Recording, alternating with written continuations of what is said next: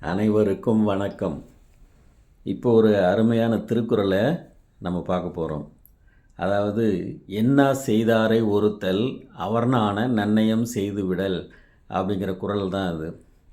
இதனுடைய பொருள் என்னன்னா, நமக்கு தீங்கு செய்தவர்களுக்கு கூட நாம் அவங்களுக்கு நன்மை செய்வதன் மூலமாக அவங்க வெட்கி தலைகுனிவார்கள் அல்லது நாணப்படுவார்கள் அப்படிங்கிறது தான் அதனுடைய பொருள். இந்த காலத்தில் அந்த மாதிரி இருக்கிறாங்களான்னு தெரியல.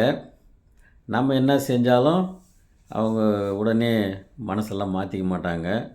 அவங்களுக்கு டைம் எடுக்கும். இதே நம்ம ராமாயணத்தில் பார்த்தோம்னா, அந்த ராமனுக்கும் லங்கேஸ்வரனுக்கும் சண்டை நடக்குது இல்லையா? அந்த போரின் முடிவில் இலங்கை மன்னன் எல்லாத்தையும் இழந்துடுறான். தம்பிகள், படை பரிவாரங்கள், அவனுடைய பெற்ற மகன் எல்லாரையும் இழந்துட்டு அவன் மட்டும் தனியாக களத்தில் நிர்கதியாக நிற்கிறான். தோற்று போய் நிற்கிறான். அப்போது ராமர் ஒரு வாய்ப்பு கொடுக்குறார். இது பாரு ராவணா, இப்போவாது நீ திருந்தி மன்னிப்பு கேள்.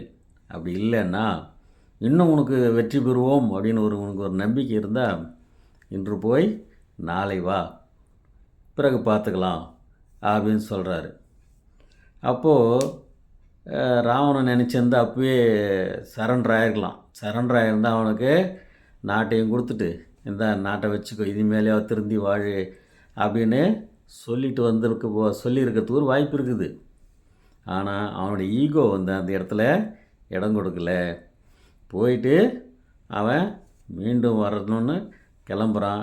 அப்போ தான் அவன் நினைக்கிறான், நம்ம இவ்வளோ செஞ்சு கூட ராமன் நமக்கு இன்று போய் நாளை வான்னு சொல்லிட்டானே, நமக்கு ஒரு உயிர் பிச்சை போட்டுட்டானே அப்படின்னு அவன் வெட்கி தலை குனிகிறான். இருந்தாலும் அந்த யோசனையோடு தான் அவன் போகிறான். அவனுடைய முடிவு தெரிஞ்ச விஷயந்தான். அதனால் மறுநாள் அவன் மாண்டு போகிறான். இதுதான் என்ன செய்தாரை ஒருத்தல் அவர்னான நன்னயம் செய்து விடல் அப்படிங்கிற ஒரு திருக்குறளுக்கான ஒரு உண்மையான விளக்கமாக இது இருக்குன்னு நினைக்கிறேன். நீங்களும் குறளுக்கு ஏற்ற மாதிரி நடந்துக்க முயற்சி பண்ணி பாருங்கள். நல்லதே நடக்கும். நன்றி, வணக்கம்.